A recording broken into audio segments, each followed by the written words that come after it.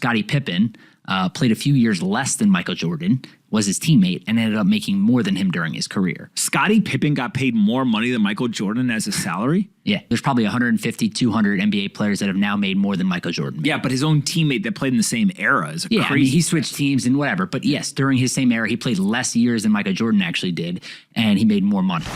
Joe, what's up? What's going on? How are you? Good. Yeah? Yeah. Are you ready to do this? Let's do it. All right, what are you going to teach us today? We're going to talk about Michael Jordan. All right, GOAT.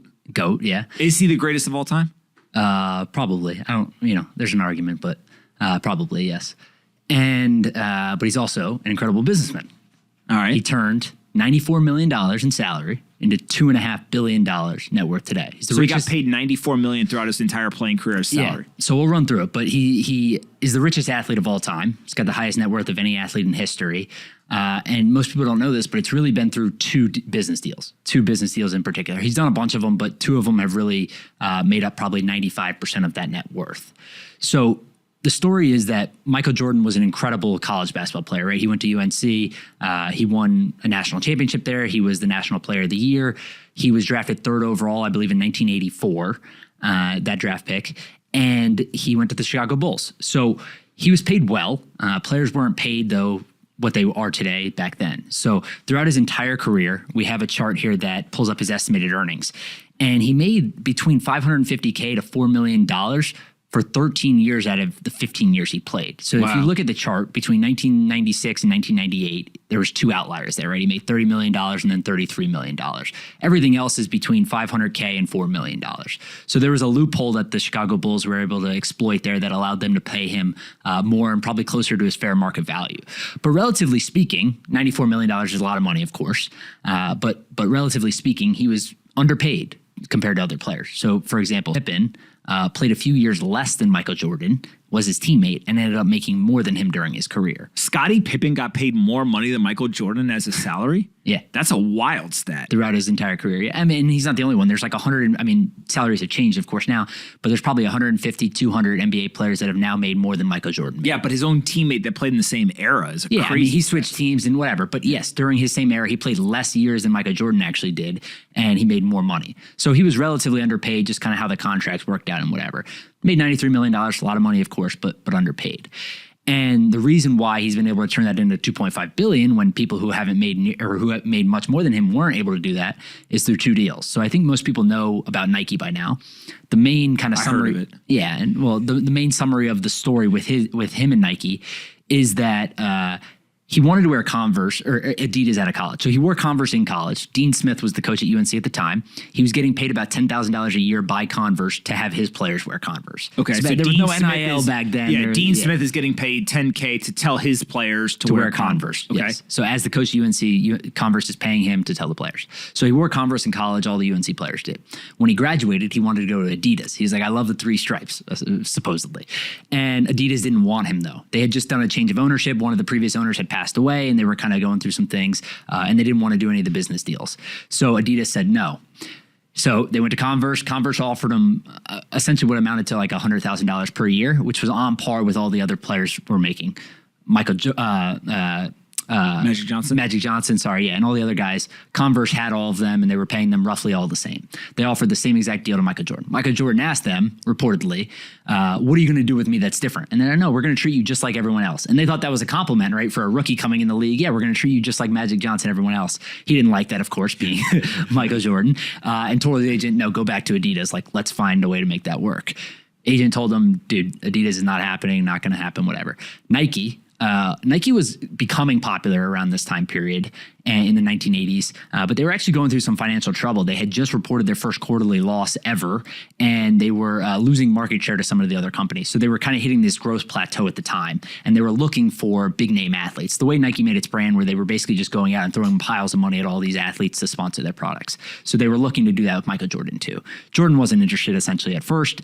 His agent told him, dude, get on the plane, go visit the campus. He said no. His mom supposedly said, get on the plane, go. He went. They offered him 5 times as much money, so $500K a year over 5 years, so $2.5 million, which was roughly equivalent to his NBA contract at the time and much more than any other NBA player was making to be the face of Nike basketball, essentially. And Nike basketball was non-existent at the time. So it was kind of like an outlier today offering a big contract to someone, and you just don't really know. But they gave him the ability to build his own brand. They were like, hey, we're going to build clothing, we're going to build all this other merchandise, and you're really going to have the Jordan brand. It wasn't that at first, but that's what they detailed they would get to eventually. So he ends up accepting the deal, which was an outlier given everyone else's contract. And I think the story is that Nike, so they did the Air Jordan 1, which was the first version of his shoe. And I think they believed that it would sell. He had to sell, I think it was $1 million. They estimated that it would bring in $3 million in sales over the first 3 years. So $1 million a year for the first 3 years they wanted it to sell. And there was clauses in the contract where if he didn't get it, maybe they broke the deal. If they did get it, maybe they increased the money. And instead of $3 million over 3 years, he did $125 million in year one. Wait, what? Yeah, literally $125 million in the first year. The shoe just blew up. Yeah. I mean, he was very, very good, obviously.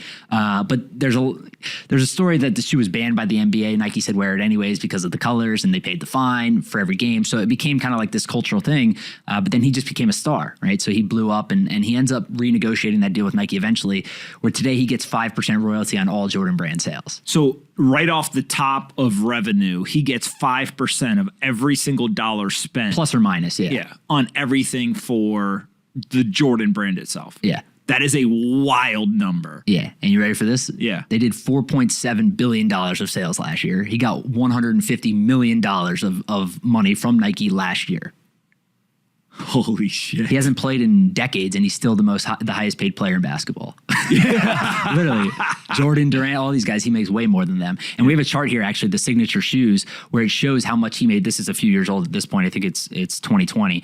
But so Jordan from Nike, from the Jordan brand, made $130 million that year. The next closest was LeBron, who made $32 million, then 26, 20, 16, et cetera. So he makes, a multiple 5 times or so more than LeBron or Durant or anyone else, even though he hasn't played in years. Yeah. And it's all because of the revenue and the deal he was able to negotiate off of that. Well, and also became a cultural thing, right? Well, yeah, of course. So they have the retro ones. It's a whole brand now. They do golf. They do everything now. And that's actually what's really exploded it. So if you, we have another chart here that shows his annual income over time from Forbes. It's kind of this, it shows like this peak and a valley, right? So the first bump is when he retired, and then it goes up because basically what Nike did is they started accelerating the Jordan brand. And now they're doing, at first they did this whole thing where they were limiting the quantity of goods out there through a scarcity model. And now they're allowing all of it out there. And you can see it's just blown up. He went from making about $40 million or $35 million a year after retirement to now he's making close to $150 or $160 million a year. Absolutely insane. And the majority of that income is now coming through his Nike deal, right? He doesn't necessarily earn cash flow from a bunch of other things. It's really just the Nike deal. But that has awarded him hundreds of millions of dollars in cash and probably billions of dollars of cash at this point. But the second best business deal he probably did was the NBA team, right? So he acquired the, what were the Charlotte Bobcats at the time, now the Charlotte Hornets. In 2010, he paid Bob Johnson, who previously owned the team, $180 million for 97% of the franchise. 2010, 180? Yep, 180 in 2010. For 97% of the franchise. Okay. And anyone who has ever seen a chart, and I think we have it also, but franchise valuations blew up. Yeah, they exploded. And the media rights were the main reason for that. The NBA negotiated these media rights over the last decade that have really tremendously increased the value of these franchises. So if you look at 2010, he paid like 100. It was 180 at the time, so well below what they actually had it valued at. He comes in, and now the franchise is worth $1.6 billion. Wow. Almost 10 times his money in the span of a decade, essentially. Yeah. So that compromises the most of his of the other amount of income on his net worth. He sold a part of it at a slightly lower valuation, probably 1.4, 1.5 a few years ago. He still is the majority owner of the team, though, and the team's valuation has increased dramatically. Yeah, and the idea here is that they're only going to continue to increase over time because the media rights will continue to get larger and larger. The sport becomes more global in nature, and there's this like weird synergy between as the NBA becomes more popular, Michael Jordan becomes more popular, the shoes become more popular, and he just keeps just baking. Yeah, well, Nike too, if you look at, so yes, I agree with that. There's a few different things. I think when it comes to Nike, like that amount of money is only going to get bigger. Mm-hmm. They've really just now started to press the gas a little bit on actually expanding that product line. So they used to literally just do shoes. Then maybe they were doing a little bit of clothing. Now they're expanding to ancillary categories, right? Now they're making women's clothing. Now they're making golf clothing. They're starting to sponsor college football teams. They're starting to sponsor pro golfers, et cetera. So I think his percentage is fixed, right? So that as that business continues to grow, his annual income is going to continue to grow. And then I I think the other thing to look at is, the NBA team. The NBA team, I don't think has hit anywhere near its ceiling when it comes to a valuation perspective. There's a bunch of things in my mind, and I've talked about this plenty, of things that I think are going to propel the valuation higher.